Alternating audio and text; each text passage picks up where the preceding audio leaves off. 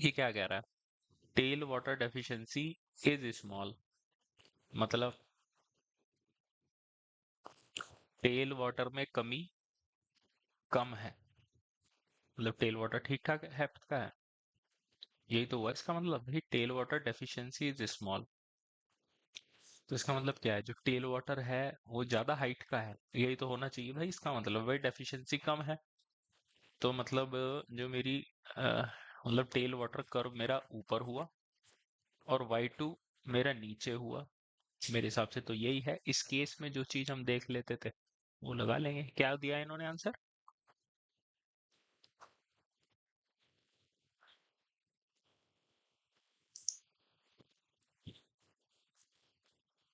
A, construction of baffle wall.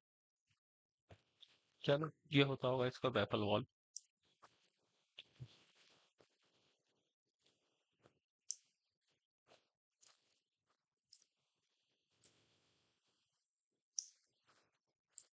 Water logging, water requirement.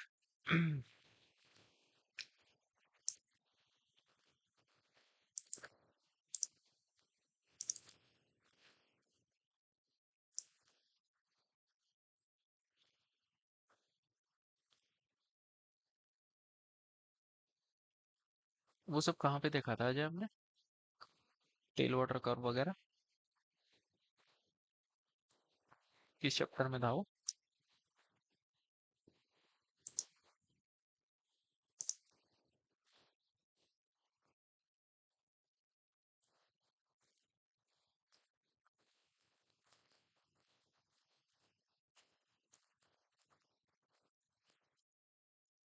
हम्म,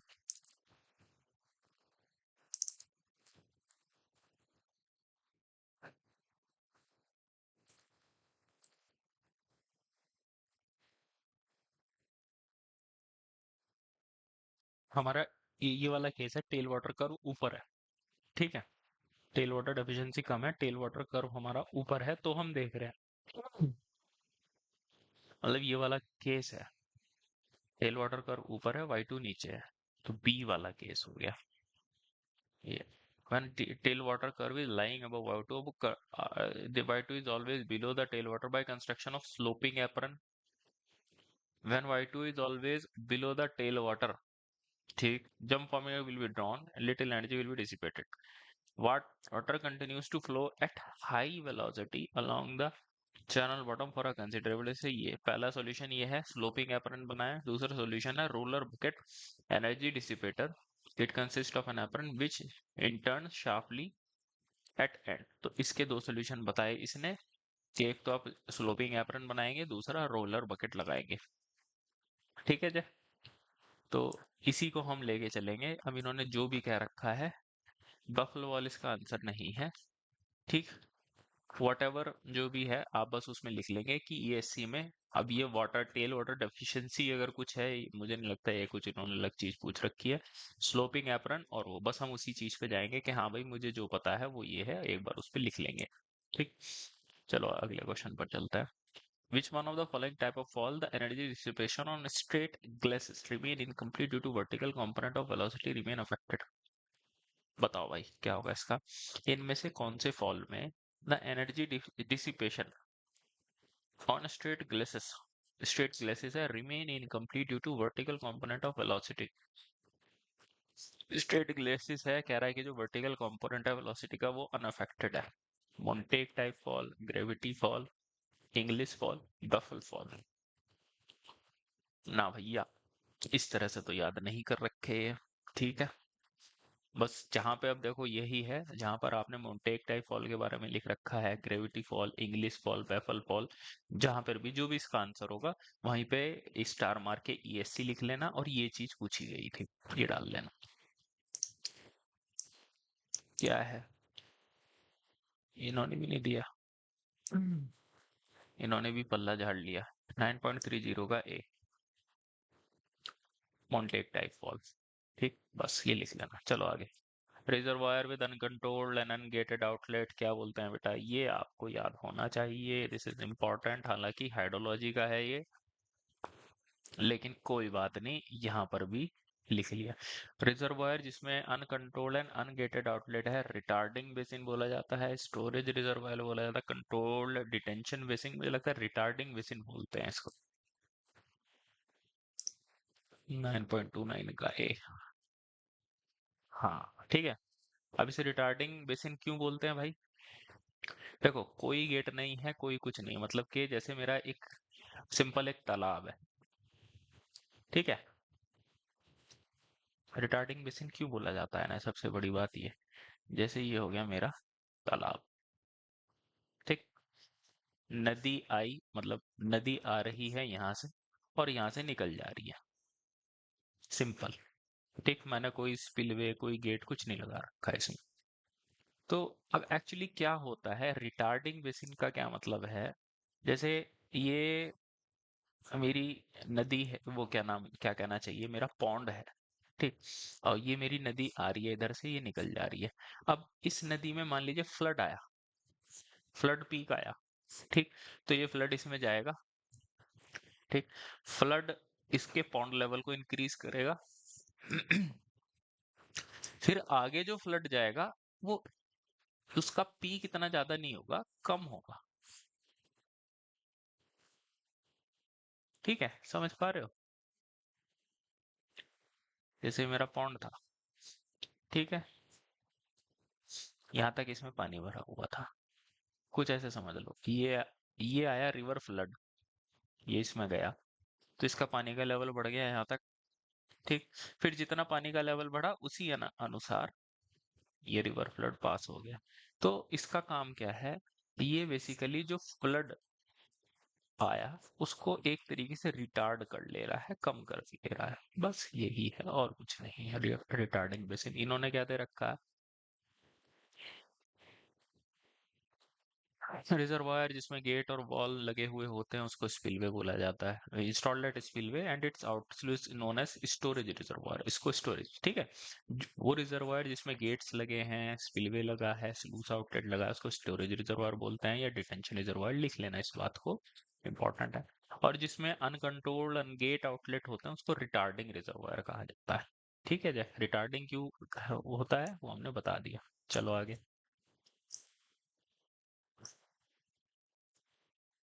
अगला question क्या है, the volume of water below the minimum pool level, बताओ भाई, ये तो तुम बता सकते हो।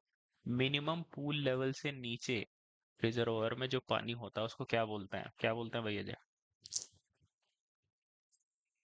गुड। चलो अगले क्वेश्चन पे। ये क्या है?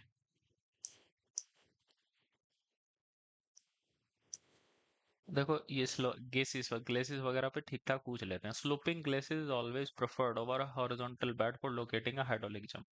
स्लोपिंग ग्लेसिस को प्रेफर किया जाता है हाइड्रोलिक जंप के हाइड्रोलिक सॉरी हॉरिजॉन्टल बेड के मुकाबले, फॉर लोकेटिंग, ताकि हम एक हाइड्रोलिक जंप को लोकेट कर सकें। मुझे लगता है ये बात ठीक है।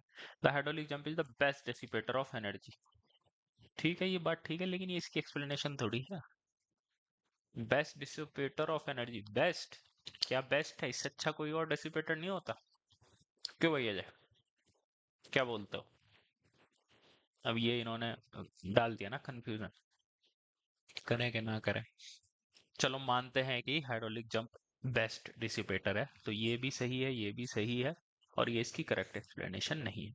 अब भाई स्लोपिंग ग्लेसिस का मुझे लगता है कुछ, अगर ये इस तरह से कहता कि भाई अगर, देखो, जैसे दो चीजें हैं जो मैं अपना दिमाग लगा पा रहा हूँ कि भाई, जैसे एक तो हो गया स्लोपिंग ग्लेसिस और एक हो गया हॉरिजॉन्टल बेड। भाई स्लोपिंग ग्लेसिस पे जब पानी आएगा तो स्पीड बढ़ जाएगी, सुपर क्रिटिकल फ्लो हो जाएगा, तो हाइड्रोलिक जंप बन जाएगी। अब हॉरिजॉन्टल बेड पे कहाँ से स्पीड आएगी पानी में? तो कुछ इस तरीके का ये एक्सप्लेनेशन देता नीचे के भाई, स्लोपिंग ग्लेसिस पे सुपर क्रिटिकल फ्लो बन सकता है, तब तो मुझे लगता है इसकी एक्सप्लेनेशन होती है। 9.27 का बी होना चाहिए। चलो, नहीं दिया, बी, ठीक। Sloping glacis weir is hydraulic jump is found on the downstream to dissipate energy, the statement is explaining purpose of, ठीक है, तो बी ही है इसका आंसर। चलो अगले क्वेश्चन पे। ये क्या कह रहा है, कंस्ट्रक्शन क्या है, पढ़ो। Consider the following statement considering engineering geology, dams on sedimentary impervious strata dipping upstream। क्या मतलब sedimentary dams on sedimentary impervious strata dipping upstream will be unsafe। पता नहीं क्या कह रहा है। In general igneous rocks are hard and are suitable for construction of large hydraulic structure। अगर आपको डैम बनाने हैं, लार्ज हाइड्रोलिक स्ट्रक्चर, बैराज वगैरह बनाने हैं, तो इग्नियस रॉक्स पर बनाना अच्छा होता है। I don't know. Construction of major, अब तो मैं वही ढूंढ रहा हूँ कि मुझे जो चीज पक्का पता है। Construction of major dam must be preceded by thorough geotechnical investigation. भाई मेजर डैम बनाने से पहले जियोटेक्निकल इन्वेस्टिगेशन होनी चाहिए, ये तो आंख बंद करके सही है। Construction of dams is never indicated in any active zone of सिस्मिसिटी। ठीक है भाई, अगर कहीं पे जोन ऑफ सिस्मिसिटी है, एक्टिव जोन मतलब कि जहाँ पे अर्थक्वेक आ रखा है, या कहीं पे जो हमारी पृथ्वी है स्लाइड व्लाइड कर रही है, ये तो बात ठीक है। मुझे तो लगता है 3 और 4 तो सही है ना, क्योंकि दो ही निकालने हैं। बस वो ये है, इसमें जो बच्चे ने हिम्मत कर ली कि पहले और दूसरे से हिम्मत ना हार के वो तीसरे और चौथे तक चला गया, तो वो कर लेगा इसको।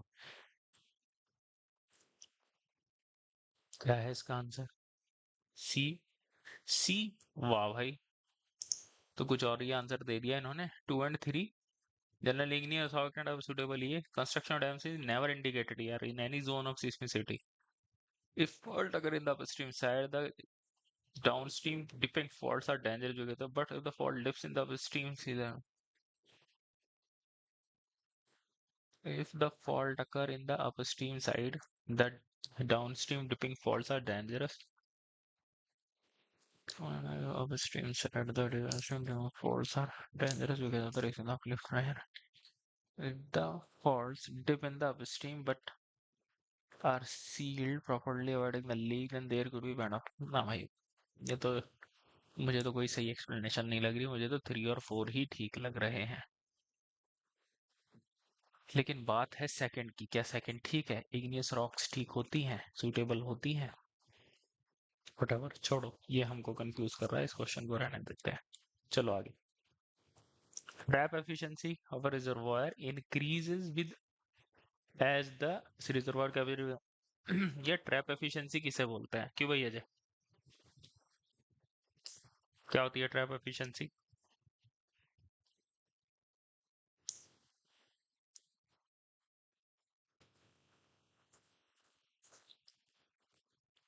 हाँ जी, सेडिमेंट को पकड़ने की क्षमता। मुझे तो यही होता है भाई, जैसे जैसे रिजर्वायर बुढ़ा होता चला जाएगा, सेडिमेंट डिपॉजिट होते चले जाएंगे, तो एफिशिएंसी कम होती चली जाएगी। Reservoir increases with age, age reservoir, ये तो मुझे स्टेटमेंट गलत है।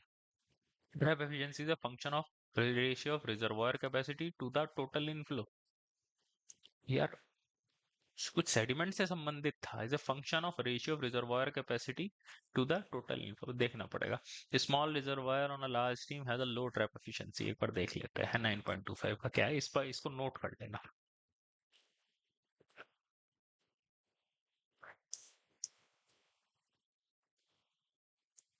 देखो, डी है इसका आंसर।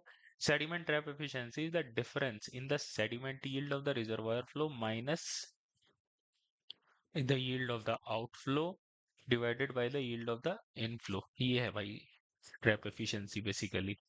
मतलब जैसे मेरा रिजर्वायर हो गया, ठीक है, ये मेरा डिस्चार्ज अंदर आ रहा है, ये मेरा डिस्चार्ज बाहर जा रहा है, ठीक।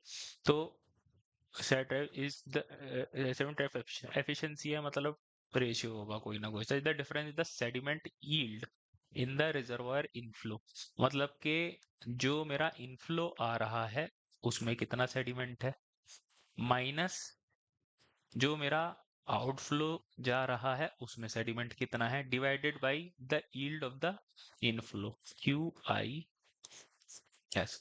Greater the trap efficiency the greater the sedimentation. भाई सीधी सी बात है ना? भाई जितना ये डिफरेंस ज्यादा होगा उतना ही वो पकड़ ले रहा है। द ट्रैप एफिशिएंसी और रिजर्वायर टिपिकली वही बात है ना? तो जैसे जैसे उम्र बढ़ती चली जाती है तो ये कम होता चला जाता है। As the capacity capacity of the reserve, जैसे रिजर्व की कैपेसिटी डिक्रीज होती है, trap efficiency impacted by type of sediment, hydraulic characteristic of reserve and ठीक।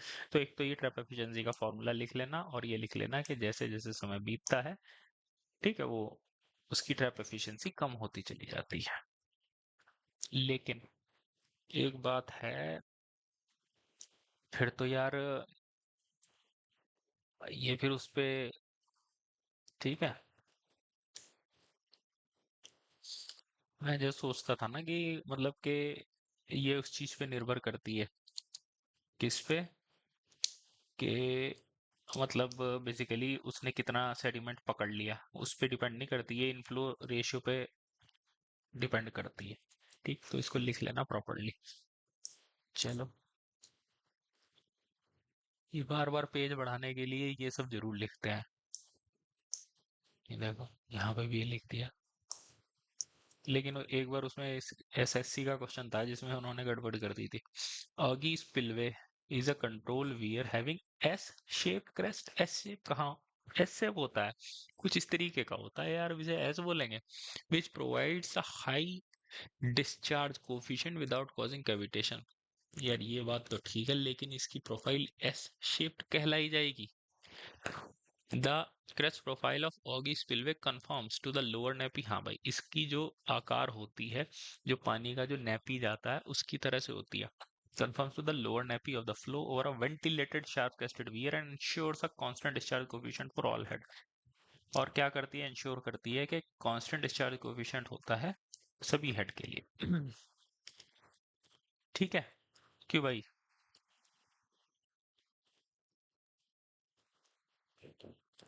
ये तो हमने ऑगस्ट फिल्म में पढ़ा था कि ऑगस्ट फिल्म का आकार इस तरह बनाया जाता है कि जो नेपी है उसकी तरह से उसकी शेप हो जाए। conforms to the lower nappy of flow over a ventilated sharp crested ear and ensures a constant discharge coefficient for all head। कि इसमें constant discharge coefficient होता है सभी हेड के लिए। यार अब कुछ चीजें हमें सही लग रही हैं, कुछ चीजें हमें पता नहीं है, लेकिन तुक्का मारा जा सकता है। ए 9.24। देखो, इस तरीके के क्वेश्चन से थोड़ा ये है कि हाँ, जब मैं ऑगी स्पिलवे पढ़ूंगा तो मैं इन चीजों पे ध्यान रखूंगा कि ये सब चीजें पूछी गई थी। लो भाई, सी क्या है, if the discharge is higher than the design discharge the negative pressure will develop on the upper side of floor, hence cavitation will occur. To get rid of this problem the ventilated pipe is provide into possible of cavitation, this will। क्या मतलब, ये वही question है, कोई और सा question है? 9.24 का सीसी का मतलब क्या होता है, this is correct and this is fall.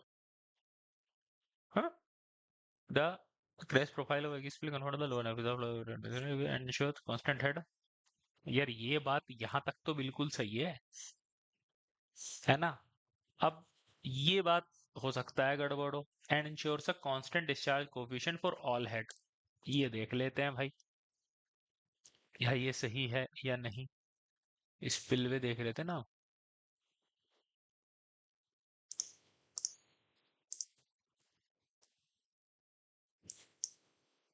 यार इसमें ऑगी देखो जरा, ऑगी इस पिलवे कहाँ है? ये रहा।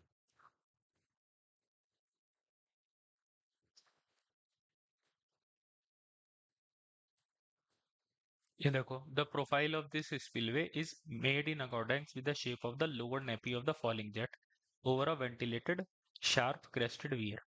ठीक है, इसकी आकार इस तरह से बनाई जाती है जैसे कि किसी वेंटिलेटेड शार्प क्रेस्टेड वियर के ऊपर से पानी गुजर रहा हो, है ना? देखो, इसकी आकार ऐसी बनाई रखी है। इफ द, हाँ ये देखो, ये बात है ना। On the other hand if the ये क्या कह रहा है, हेड का कुछ बताया था। हाँ ये देखो, ये चीज थी वो जो हमें नहीं पता थी। The crest of ogee spillway can be made to conform only to one particular nappe that would be obtain at one particular head, this called as design head. ये कह रहा है कि भैया जो उसकी आकार है, किसी एक पर्टिकुलर हेड के लिए आप डिजाइन कर सकते हो। But in practice the actual head of water spillway crash operating head में बी लेस और मोर, ऊपर नीचे होता रहता है। If the head of water of the spillway, अगर हेड ज्यादा हो जाए डिजाइन हेड से, कैविटेशन हो सकता है। पर डिजाइन हेड ज्यादा हो गया तो वो पानी कूदेगा ऊपर को, और जब वो कूदेगा तो भाई यहाँ पे कैविटेशन हो जाएगा। इफ अगर अगर लेस है the falling jet would adhere to the crest, creating positive hydro and thereby reducing the discharge. तो डिस्चार्ज कोफिशिएंट अगर कम है तो पॉजिटिव हाइड्रोस्टेटिक प्रेशर हो जाएगा और डिस्चार्ज कोफिशिएंट कम हो जाएगा। मतलब ये है कि ये वाला स्टेटमेंट गलत था। देख रहे हो, यहां तक ठीक है। ensures a constant discharge coefficient of all head, ये हमारा गलत है। तो इस वजह से हमारा क्या हो गया, पहला स्टेटमेंट सही है, ठीक, और ये हो गया हमारा गलत। ठीक है, चलो, अच्छा क्वेश्चन था, इसको नोट कर सकते हो। रिजर्वायर है, कैपेसिटी इतनी है, कैचमेंट एरिया इतना है, the annual sediment yield from its, इसमें से जो सेडिमेंट है इतना निकलता है, ट्रैप एफिशिएंसी इतनी है, the number of year it takes for the reservoir to lose 50% of its initial capacity. वाह भाई, कह रहा है कि भाई जो इसकी इनिशियल कैपेसिटी है उसको 50% होने में कितना टाइम लगेगा। भाई ये तो थोड़ा सा वैसा क्वेश्चन हो गया।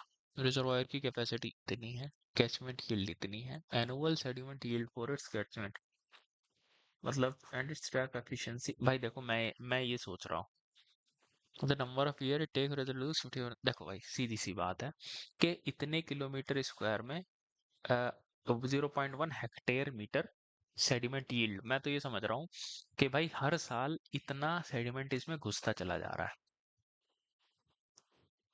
ठीक, ट्रैप एफिशिएंसी 90% है। ठीक, मतलब इसका 90% और कर दूं, ठीक, इसमें से कुछ बाहर जा रहा होगा, कुछ अंदर जा रहा होगा, तो 90% इसमें कर दूं तो हर साल का मुझे मिल जाएगा। ठीक, और ये है मेरी कैपेसिटी दी हुई है, और ये 400 किलोमीटर स्क्वायर, देखो मेगा मीटर क्यूब दिया हुआ है। अब एक्चुअली क्या है, ये इसकी यूनिट क्या है, 0.1 हेक्टेयर मीटर पर किलोमीटर स्क्वायर, ये सेंटीमीटर या मीटर में आ जाएगी। समझ पा रहे हो मैं क्या करना चाह रहा हूँ? देखो,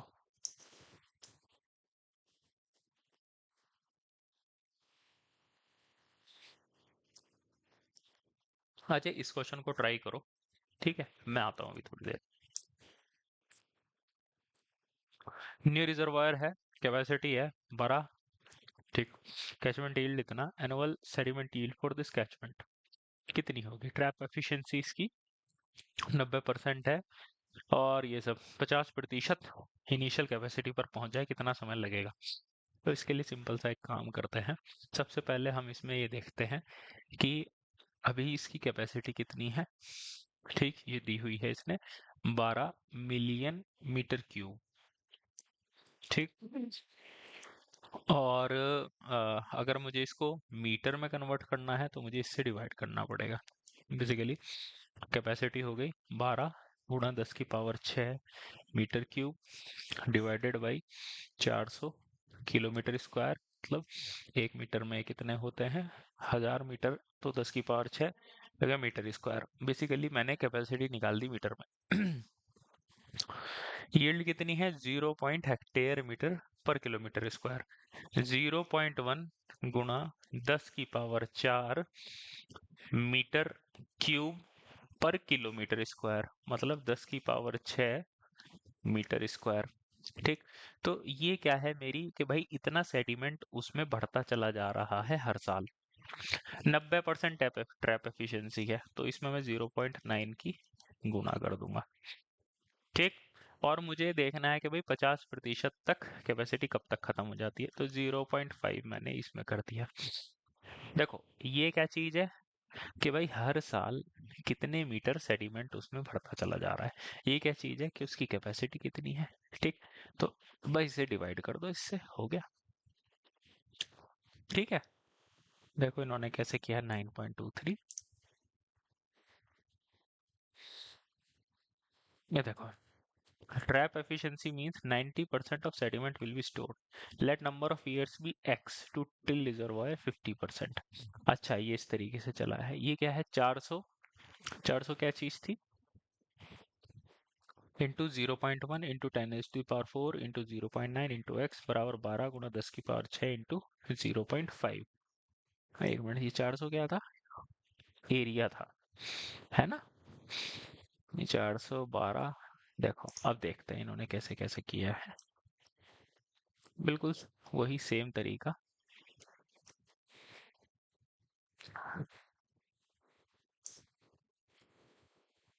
ये हमारा एरिया था, ठीक। और ये हमारी ट्रैप एफिशिएंसी थी, ठीक। और सॉरी, मतलब ट्रैप हमारा 0.9 हो रहा है। ये हो गया इनटू एक्स। इतने साल लग गए, मतलब पर ईयर की दे रखी थी ना, बराबर 12 गुणा 10 की पावर 6 गुणा 0.5, 12 × 10 की पावर 6। ये क्या चीज थी? ये देखो, ये हमारी रिजर्वायर की कैपेसिटी थी, ठीक है जी। तो ये बिल्कुल वही चीज कर रखी है, ठीक है जी। तो इसने 0.5 की मल्टीप्लाई करी होनी चाहिए ना इसमें। हाँ, ये कर रखी है, ठीक। चलो अब आगे चलते हैं 9.22 पे। इसकी जब बकेट है, provided in an overflow spillway, lip angle 30 degree का है, the actual velocity of flow entering the bucket 30 metre पर second, the maximum vertical height attained by the trajectory of the jet measuring above the lip of the bucket. मतलब कि जैसे ये मेरी bucket है, ठीक।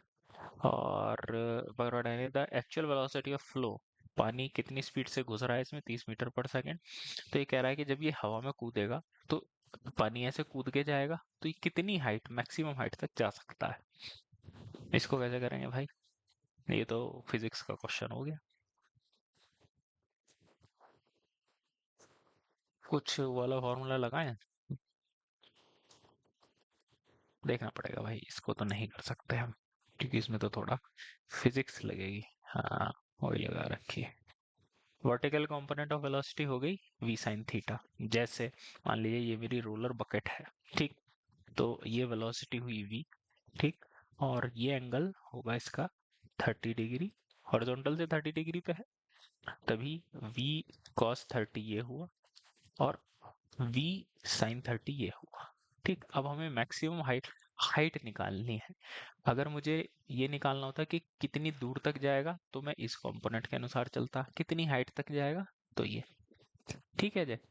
तो vertical velocity at top is 0, ठीक है भाई। ये अगर मैं यहाँ पर इसको एक कोई गेंद मान लूं, ठीक, तो ये गेंद ऊपर तक जाएगी, ठीक, किसी बिंदु तक जाएगी, फिर वहां से ये नीचे आ जाएगी, ठीक।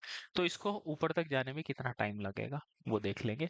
तो v इज इक्वल टू क्या होता है, u प्लस 80, ठीक।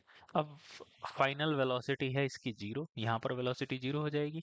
इनिशियल स्पीड आपकी है v sin 30, 80, तो t निकल जाएगा simple v sin 30 upon g से, टाइम निकल गया। और डिस्टेंस s बराबर क्या होता है, s is equal to u t plus half g t square, ठीक। अब जो एक्सेलरेशन है, क्योंकि वो इस वेलोसिटी की अपोजिशन में काम कर रहा है, इसलिए आपको यहाँ पर क्या लगाना पड़ेगा, माइनस लगाना पड़ेगा, ठीक है भाई। ये जो फॉर्मूला है s is equal to u t plus half g t square, plus कब लगता है, जब एक्सेलरेशन, भाई जब ये पानी ऊपर की तरफ जा रहा होगा तो ग्रेविटी इसको नीचे खींचने की कोशिश कर रही होगी ना, तो इसलिए यहाँ पर माइनस लगाना पड़ेगा। तो बस यहाँ से आप कैलकुलेट कर ली, हाइट बराबर है 11.47। ये इतना मुश्किल भी नहीं था, पर थोड़ा जो फिजिक्स वगैरह है वो लगा लिया। चलो आगे।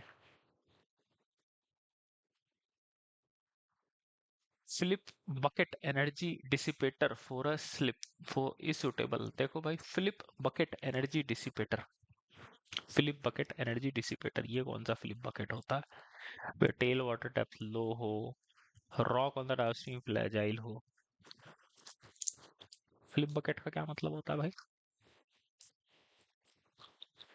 Philip bucket also called ski jump. अच्छा, ये वाला फिलिप बकेट का मतलब है स्की जंप वाला, वही जो हम अभी नीचे देख रहे थे। When depth is lesser than the depth required, हाँ, ठीक।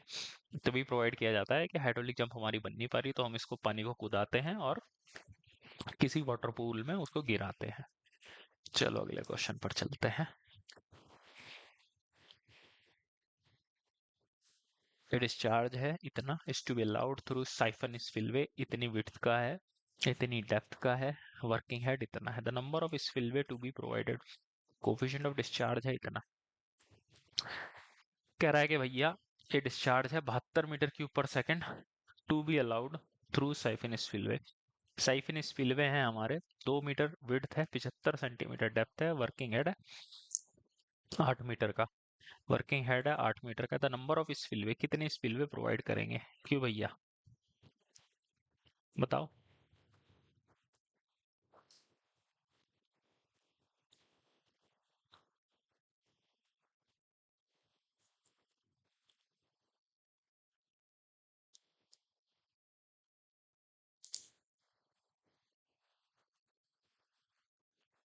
इसको किस तरह से किया जाएगा? देखो साइफन स्पिलवे क्या होता है, ये मेरा हो गया डैम, ये हो गया पानी, समथिंग लाइक ऐसा कुछ। तो मुझे actually the number of spillway to be provided, coefficient of discharge दिया हुआ है सीडी 0.64। अगर मैं किसी तरीके से एक स्पिलवे का डिस्चार्ज निकाल लूं तो मैं 72 बटे डिस्चार्ज करके टोटल स्पिलवे रिक्वायर्ड निकाल लूंगा। यार इससे कैसे निकाला जाए, वर्किंग हेड इतना है, देखना पड़ेगा।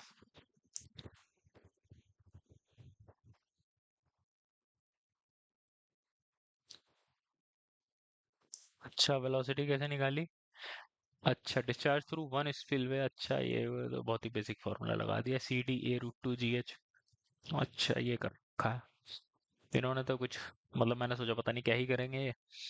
क्यू बराबर हो गया coefficient of discharge into area into under root two g h. हालांकि समझ जाना चाहिए था हमें, क्योंकि हेड भी दिया हुआ है, एरिया भी दिया हुआ है ना। ठीक, तो डिस्चार्ज निकल गया, फिर डिवाइड कर लो, 6 चाहिए हमें। चलो।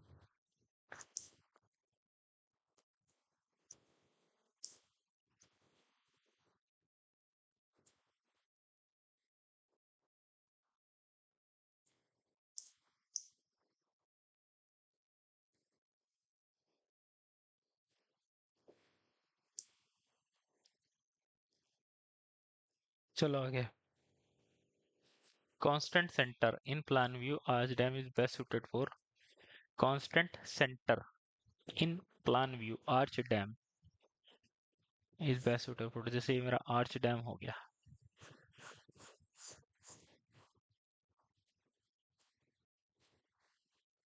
Constant centre, a V shape gauge, U shape gauge, both U shape and V shape gauge, मैं मल्टी पीक गॉर्ज, मतलब ये पूछ रहा है कि भाई कि इस तरीके का आर्च टैब कहाँ पर लगाया जाएगा, कि जहाँ पर जो इस तरीके की गॉर्ज हो, मतलब एक पहाड़ ऐसे हो दूसरा पहाड़ ऐसे हो, यू शेप्ड मतलब कुछ इस तरीके का हो, नो आइडिया।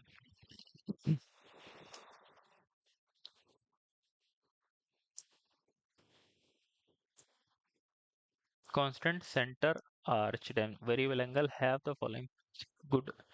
ये यहाँ पे यू शेप वैली के लिए लगता है, इसे लिखना चाहो लिख लेना, नहीं तो छोड़ना इस क्वेश्चन को। Seepage passing through the body of earth dam affects the weight, अच्छा उसके वेट को प्रभावित करता है। कह रहा है कि भाई जो अर्दन डैम के से सीपेज जो हो रहा है वो उसके वेट को प्रभावित करता है। The specific weight of submerge soil is not dependent on the pore, जो स्पेसिफिक वेट होता है सबमर्ज सॉइल का पोरोसिटी पे डिपेंड नहीं करता। यार ये तो कुछ अलग ही चीज हो गई। Seepage passing through body of an earthen dam affects the weight of the dam, भाई सीपेज अगर पास हो रहा है, यार सीपेज फोर्स तो लगती है ना। हमने भाई सीपेज का पूरा चैप्टर पढ़ा है, अब मान लीजिए सीपेज ऐसे जा रहा है तो सीपेज फोर्स तो लगेगी पक्का। ठीक, तो अब ये वेट को किस तरह से प्रभावित करेगी, अब आप ऐसे कह सकते हैं भाई वेट इस डायरेक्शन में है, सीपेज फोर्स इस डायरेक्शन में है, तो बेसिकली एक सीपेज फोर्स का कंपोनेंट वेट में जुड़ जाएगा। तो बात ठीक लग रही है। Specific weight of submerge soil is not dependent on the porosity, जो सबमर्ज सॉइल का जो स्पेसिफिक वेट होता है वो पोरोसिटी पे निर्भर नहीं करता। सबमर्ज वेट क्या होता है भाई अजय? गामा सबमर्ज होता है हमारा क्या नाम, gamma minus gamma W, bulk unit weight minus gamma W, ऐसे ही तो होता है, क्या होता है अजय? गामा सेचूरेटेड बल्क लिख रहा हूँ मैं, gamma saturated minus gamma W. ठीक, और ये गामा सेचूरेटेड का क्या फॉर्मूला होता था? Weight of soil, weight of saturated soil upon total volume, ठीक। अब वेट में तो आप वेट ले लेते हैं, वॉल्यूम में आप अगर पोरोसिटी ज्यादा है तो क्या उससे, भाई इसका जवाब नहीं दे सकता मैं, देखना पड़ेगा। 9.18 में क्या कहा है? 1418 when seepage passes through the body of, जब सीपेज आप अर्दन डैम के होकर गुजर रहा है, it affects the weight of the dam. चलो ठीक है, ये बात सही है। Effective weight, actual weight plus seepage force. Specific weight of a submerge soil is given by, हाँ ये बात ठीक है भाई। गामा सबमर्ज क्या होता है? G-1/1 प्लस सी गामा डब्ल्यू। E depend on porosity, hence specific weight also depend on porosity. ठीक है, ये चीज ऐसी है, ये चीज हम भी सोच सकते थे, लेकिन क्या है, हमें लगा कि पता नहीं क्या ही पूछ लिया है। ठीक है, तो गामा समवर्ज का फॉर्मूला हम भूल गए थे, यही होता है ना गामा समवर्ज का फॉर्मूला। ठीक है, चलो अच्छा क्वेश्चन था। चलो आगे, ये क्या कह रहा है? इसकी इसकी जम बकेट जनरली यूज की जाती है एज एनर्जी डिसिपेटर। इसकी जम बकेट कहाँ इस्तेमाल करते हैं? भाई इसकी जम बकेट वहां पे करते हैं जहां पर आपके पास पानी की गहराई ज्यादा है नहीं, पानी नीचे है, तो उसको कुदा के उसमें डाला जाता है। Tail water is greater than 1.1 times the required conjugate depth for the formation of hydraulic jump। कि भाई जो हमारा जो टेल वाटर है वो हाइड्रोलिक जंप के लिए जितनी भी डेप्थ रिक्वायर्ड है उससे 1.1 टाइम ज्यादा है ना भाई। Depth is lesser than the depth required for the jump formation and the bed of the river channel is composed of sound rock. हाँ भाई, यहाँ पे प्रोवाइड कर सकते हैं। ठीक, जो हाइड्रोलिक जंप बने उसके लिए मेरी डेप्थ है नहीं, और जो रॉक सॉलिड साउंड रॉक है उस पे आके मेरी पाना पानी गिर रहा है। Depth is equal to the depth required for the jump formation and the river bed. कि भाई डेप्थ ना रिक्वायर, अगर जंप हाइड्रोलिक जंप बन जा रही है उससे अच्छा कुछ है नहीं। डेप्थ इज 1.3 टाइम्स, तो मुझे इसका बी लगता है।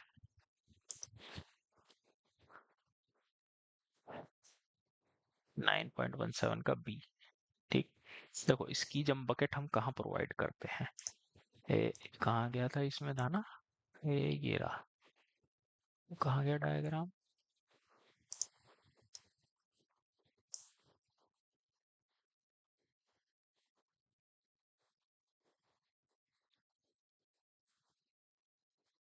ये देखो, यहाँ पे प्रोवाइड होती है ना भाई। ये जो टेल वाटर लेवल है ये मेरा इतना कम है कि भाई ये जो मेरी हाइड्रोलिक जंप बने हैं यहाँ पे, अगर मेरा टेल वाटर लेवल यहाँ पर होता तो भाई हाइड्रोलिक जंप बन रही थी वो प्रॉपरली इसके अंदर आ जाती। ठीक, तो इसलिए मैं क्या करता हूँ, इसको कुदा के वाटर पोर्शन में डालता हूँ। आई बात समझ में? जब भी आपका टेल वाटर कर्व है y2, मतलब हाइड्रोलिक जंप की जो दूसरी डेप्थ होती है उससे कम है, तो कहाँ पर लगाया जाएगा? आगे बात समझ में आ जाए? चलें, हीराकुंड डैम। ये तो यार जनरल नॉलेज का क्वेश्चन है। Which of the following category best describe Hirakud Dam? Reservoir for irrigation power, flood control, power irrigation। ना भाई, हीराकुड महानदी रिवर पे है, और मुझे लगता है सबके लिए ही होगा यार, फ्लड भी कंट्रोल करता होगा, पावर और इरिगेशन बी। 9.16 का बी।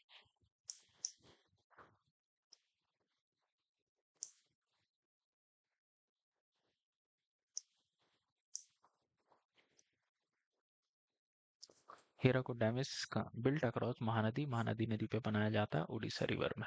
ठीक है, बिहाइंड हीराकुड रिवर बना दो। ठीक, चलो ये क्या है? For calculating the maximum flood discharge in alluvial stream, which is the one, यार maximum flood discharge calculate करने के लिए which is the best suited relation? 1 by n r की पावर 2 by 3 s की पावर हाफ। ये तो simple मुझे वही लग रहा है, जो हमारा मेनिंजेस फार्मूला है, बी। ठीक, कैनेडी का फार्मूला ये हो गया, मेनिंजेस का ये हो गया, लेसी का ये हो गया। चलो, ये क्या है ड्यूरिंग ए सर, हाँ ये देखो, ये क्वेश्चन नोट कर लेना भाई। ठीक, certain peak power plant turns out, power plant ने इतनी बिजली बनाई और पीक लोड हमारा इतना था। What is the load factor? ठीक, लोड फैक्टर में हम क्या करते हैं, के वीक, एक हफ्ते की बात कर रहा है, मैंने इतनी बिजली बनाई। ठीक, तो मैं इसको लिख लेता हूँ यहाँ पे 8400,000 kilowatt hour during the week. हफ्ते में कितनी बनी? ठीक, किलोवाट। ठीक, अ, अब एक हफ्ता, हफ्ते मतलब ये क्या रिप्रेजेंट करता है? पावर। बेसिकली ये रिप्रेजेंट करता है एक सेकंड में जो मैक्सिमम लोड था। ठीक है, वो है ये किलोवाट का मतलब ये होता है इनटू, अगर मुझे इसको किलोवाट आवर में कन्वर्ट करना है तो मैं कैसे कन्वर्ट करूंगा? तो बेसिकली एक सेकंड में मेरी इतनी पावर बनी। ठीक है, तो 60 सेकंड में कितनी बनेगी? 60 मिनट में कितनी बनेगी? 24 घंटे में कितनी बनेगी? एक दिन में आ गया। और 7 दिन में कितनी बनेगी? ठीक है, इसको यहाँ डाल दो, फिर 100 से गुणा करके प्रतिशत निकाल लो। मेरे हिसाब से यही होना चाहिए पीक लोड फैक्टर, यही तो होता है। इसको नोट कर लेना। ठीक, ये देखो। नहीं, ये क्या हुआ? एक, अरे यार सॉरी, धत तेरे की। ये जो है ये किलोवाट आवर में दिया हुआ था।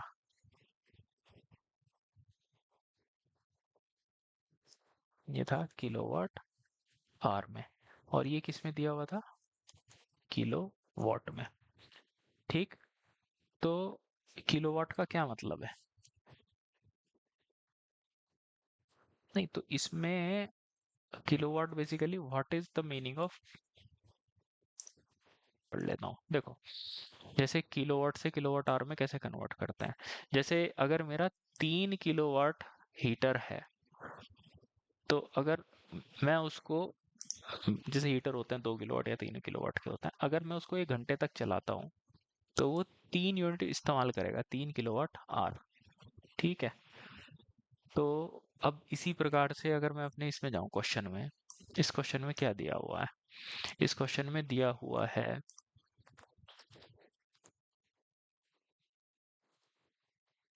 देखो, उसने इतनी बिजली बनाई, पावर प्लांट लें, पीक लोड था इतने किलोवाट। ठीक, तो इसको मैं उसमें कैसे कन्वर्ट करूंगा? बेसिकली मुझे इसमें घंटे की ही तो मल्टीप्लाई करनी पड़ेगी।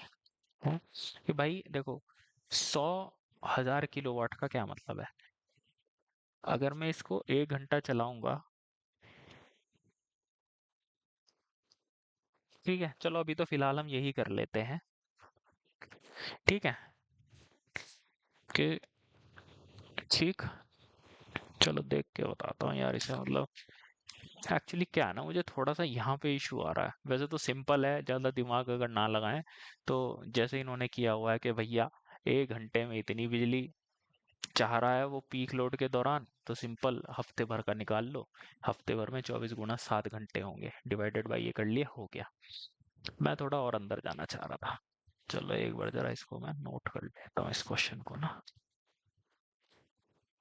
ये जो है इसको मैं लेता हूँ ये। ठीक, चलो इस क्वेश्चन को देखो, ये क्या कह रहा है?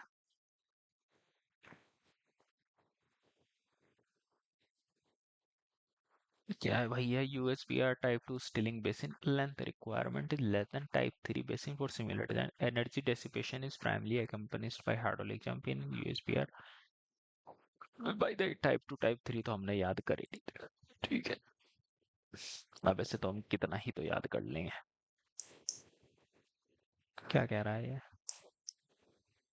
टाइप 1, अच्छा चलो इस तरह से है, तो हम याद कर सकते हैं भाई। जो टाइप 1 फ्रॉड नंबर इतने से इतना है, has length of stilling basin इतना। Type 2, it has provided chute baffle wall length because this अगर by impinging action of the they should be designed. Type 3 और भी ज्यादा वेरी हाई। देखो भाई सीधी सी बात ये है, जो टाइप 1 टाइप 2 टाइप 3 का फंडा ये है, जितना ज्यादा फ्रेड नंबर होगा उतनी तगड़ी मेरी हाइड्रोलिक जंप बनेगी और उतना ही मजबूत मुझे स्टीलिंग बेसिन देना पड़ेगा। USBR type 2 stilling basin length requirement is less बात ठीक है। Energy dissipation is primarily accomplished by hydraulic jump. Hydraulic jump से तो सब में ही होता है, तो मेरे हिसाब से बी होना चाहिए इसका आंसर। सी नहीं, इतना type what is provided? It is provided with chute blocks, baffle block, and the length of that is generated by impinging action of the ground flow and the however they should be neither. क्या कह रहा है ये? Energy dissipation primarily accomplished by hydraulic jump. अच्छा, मतलब hydraulic jump से रहने दो, इतना नहीं याद कर सकते भाई, ये हमें जरूरत भी नहीं है। ठीक, लिस्ट को मैच करना है। स्टोरेज क्या है, पॉन्डेज क्या है, पॉन्डेज फैक्टर क्या है, daily load factor.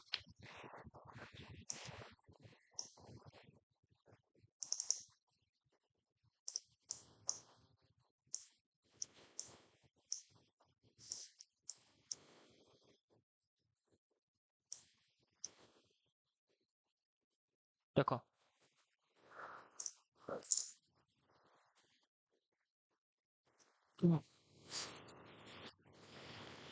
Storage, pondage, pondage factor, daily load factor. Storage क्या है, 3 या 5। Large reservoir, ratio of average load to the peak load. भाई 5 तो हो ही नहीं सकता। ठीक, ए का हो गया 3, अब या तो ये होगा आंसर या ये होगा आंसर। ठीक, डी का अपने आप 5 हो गया, तो हमारा एक तो 3 कट गया है यहाँ से और 5 कट गया है यहाँ से। ठीक, अब बी और सी में देख लो, पॉन्डेज और पॉन्डेज फैक्टर। पॉन्डेज क्या है इसमें? अबे यार ये तो सवाल ही कोई बी। पॉन्डेज पॉन्डेज पॉन्डेज किसे कहोगे कि भाई थोड़ा बहुत स्टोरेज को बोल दोगे तो बी का मेरा 1। पर रेशियो का तो कोई मतलब ही नहीं है ना, पॉन्डेज कोई रेशियो थोड़ी होता है, तो ये तो बहुत ही उच्चा क्वेश्चन था। आगे देखो, ये क्या है, match list 1 list 2 select the correct answer. ये भैया लिख लेना, load factor, capacity factor, diversity factor, plant use factor. ये डाइवर्सिटी फैक्टर ये कोई नया फैक्टर है, पर हमें ये चीज पता होना चाहिए, लोड फैक्टर क्या है, कैपेसिटी फैक्टर क्या है, प्लांट यूज फैक्टर क्या है। ठीक, तो ये सारे फॉर्मूले आप लिख लेना। ठीक है, इसमें से देख के क्या है, सैडल साइफन, ऑपरेटिंग हेड इतना दिया हुआ है, width and height of the throat इतनी दी हुई है, the coefficient of discharge how many are required. देखो अब आप इस क्वेश्चन को कर लोगे। डिस्चार्ज कितना है, 300 क्यूमेक। अब तो भैया हम आंख बंद करके कर लेंगे, c d a under root 2 GH। हमें क्या पता था कि इसमें कुछ करना ही नहीं है। ठीक है, चलो ये भैया होगी स्पिलवे की वो होती है, रिप्रेजेंट द डाउनस्ट्रीम कर होगी स्पिलवे कोफिशिएंट। यार अब ये भी मैंने एक आधी जगह देखी है पूछी हुई, मतलब कि होगी स्पिलवे की जो वो होती है ना प्रोफाइल, वो है ये बेसिकली 9.9। याद कर लेना इसे, या मैंने तो कभी देखो याद करी नहीं है। ठीक, क्योंकि इतना याद नहीं हो पाता है। ठीक है, चलो, consider the following statement, the function of cut off in earth dam is. Cut off का क्या काम होता है, to reduce uplift pressure on the dam, to prevent undermining, to reduce loss of stored water. यार ये तो नहीं होता, टू सपोर्ट द डैम। 1 और 2 तो पक्का है भाई, uplift pressure on the foundation, to prevent undermining, to reduce loss of stored water, to support the dam. अब इसमें क्या कहोगे भाई, ये तो है to prevent undermining of foundation, cut off. ठीक, तो ये तो होना ही चाहिए। अब 3 या 4 में से देख लो, to reduce loss of stored water, to support the dam. यार लॉस को कैसे रोक सकता है, स्टोर्ड वाटर के लॉस को थोड़ी रोकेगा। ये क्या है 9.8 का, 9.8 C। ठीक, impervious particular upstream, it can control seepage, reduce exit gradient, undermining of foundation। ठीक है, तो ये है इसका answer, to reduce loss of water. हाँ, सपोर्ट नहीं कर सकता, लॉस ऑफ वाटर कैसे भी कर रहा हो, सपोर्ट। सपोर्ट तो यार फिर सपोर्ट के लिए तो हमें फिर काउंटर वॉल वगैरह लगानी पड़ेंगे। क्या है, ideal condition for energy dissipation in design of spillway is the one where the tail water curve और जो हाइड्रोलिक जंप है वो सेम होनी चाहिए। The lies above the jump rating curve, के जो जंप रेटिंग कर्व है वो उससे ऊपर रहे। Tail water curve lies above the, नहीं यार ये तो नहीं है, coincides with the jump rating curve. जहां तक है ये है इसका answer, lies above below the jump rating curve, lies इधर अबव और बिलो। क्या बी है इसका, बी होना चाहिए इसका, 9.7 का बी। हाँ ठीक है, जब आपका टेल वाटर कर्व कंसाइड करता है जंप रेटिंग कर्व या हाइड्रोलिक जंप की जो दूसरी डेप्थ है उससे, no extra construction cost is required to dissipate energy or to protect the basin as it is ideal condition for energy dissipation। ठीक, चलो। ये क्या है, चेक डैम के किस लिए बनाया जाता है? चेक डैम कुछ बनाया तो जाता, flood control structure, soil conservation, river trading structure, water storage. यार अभी मुझे याद नहीं आ रहा, पर ये इंपॉर्टेंट है, ये जेई लेवल एग्जाम में बहुत पूछा जाता है। चेक डैम किस लिए बनाया जाता है? Check dam is a small dam weir constructed across a counter to counter to counter erosion by reducing flow velocity of water। भाई ये लिख लेना चेक डैम किस लिए बनाया जाता है। इसका एक बार डायग्राम भी देख लेते हैं, चेक डैम क्या होता है।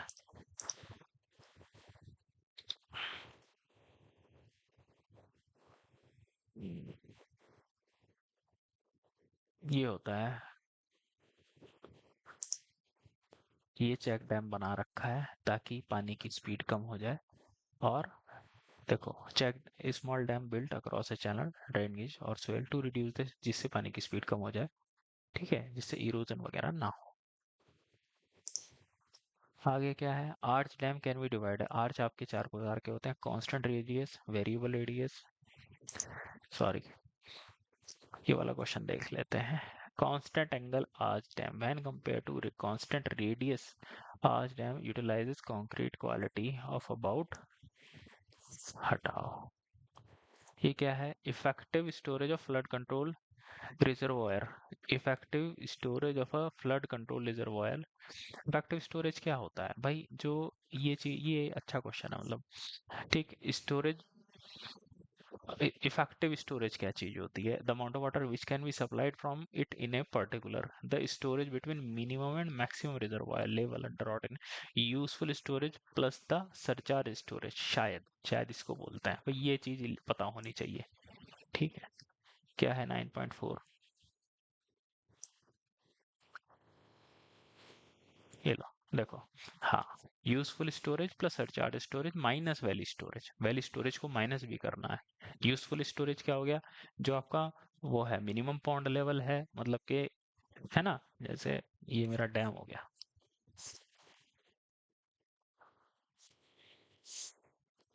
ये पाइप जा रहा है ऐसे, ठीक, तो यहाँ ये हो गया मेरा मिनिमम लेवल, भाई इसके नीचे का पानी तो नहीं जा पाएगा ना इसमें। ठीक, इस लेवल दिस माइनस दिस, ये हो गया मेरा यूजफुल स्टोरेज। एक्स्ट्रा स्टोरेज हो गया सरचार्ज। वैली स्टोरेज मतलब कि जो पानी वैली में है, जो मिट्टी ने अपने अंदर सोख रखा है, अगर पानी का लेवल डाउन चला जाए तो मिट्टी उस पानी को छोड़ देगी, वो होता है वैली स्टोरेज। ठीक, तो 9.4 का सी।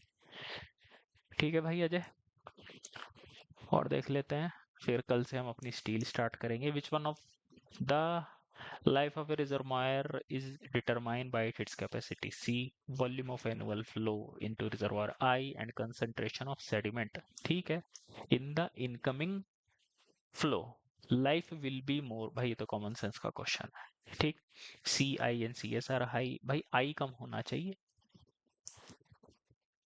देखो क्या चीज है, तीनों का क्या मतलब है? Life of reservoir capacity, volume of inflow I, and concentration of sediment c s. ठीक, लाइफ कब ज्यादा होगी? सी आई सी एस हाई हो, भाई मैं तो सी एस को चाहता हूँ। सी एंड आई अगर हाई हो, सी एस तो कोई दिक्कत नहीं, C is high, I and C S R low, C I and C S R low, भाई मेरे हिसाब से सी एस हमारा लो होना चाहिए। ठीक भाई, कंसंट्रेशन और लाइफ ज्यादा होगी जब, अब बात आती है, चलो ठीक है, आई जो इनफ्लो है वो आपका ज्यादा है या इनफ्लो कम है, किससे फर्क पड़ेगा? लाइफ मेरी कब ज्यादा होगी? भाई इसमें भी ज्यादा होगी, इसमें भी ज्यादा, भाई मैं इसको क्यों नहीं सेलेक्ट कर रहा? सी इज हाई, एक बार देख लेते हैं ना।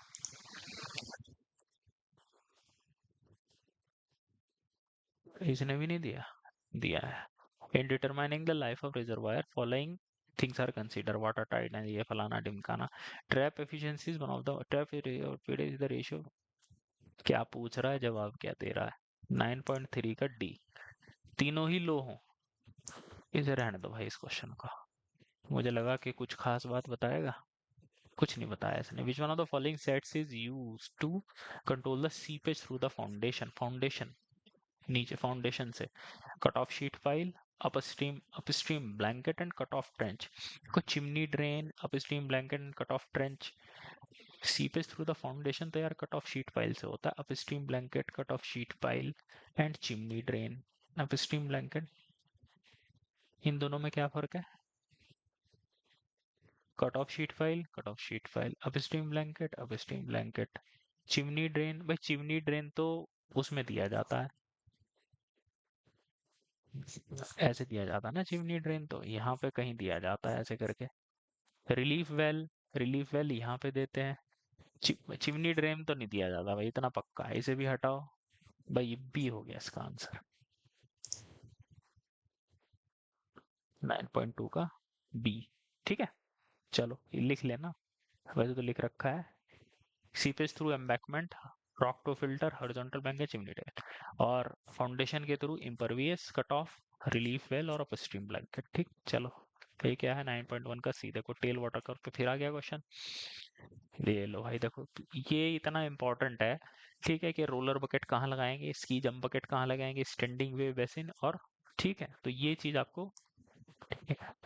टेल वाटर कर्व, क्योंकि जब मैंने पढ़ा था ना पहली बार, ये तो मेरी समझ में भी नहीं आया था, मैंने इसे छोड़ दिया था, मैं कहा पता नहीं क्या चीज है, लेकिन अब मैं इसे चौथी पांचवी बार पढ़ रहा हूँ तो मुझे आ रहा है समझ में। Tail water curve is slightly above JWC and slope of standing wave basin. देखो यहाँ पे इन्होंने शॉर्ट में सब दिया हुआ है कि कहाँ पर क्या लगाया जाता है, एक बार जो हमने लिख रखा है उससे क्रॉस चेक कर लीजिए। ठीक है जैसे, तो यहाँ पर हम अपना खत्म करते हैं इरिगेशन इंजीनियरिंग, और अब हम स्टार्ट करते हैं स्टील। ठीक है, चलो फिर।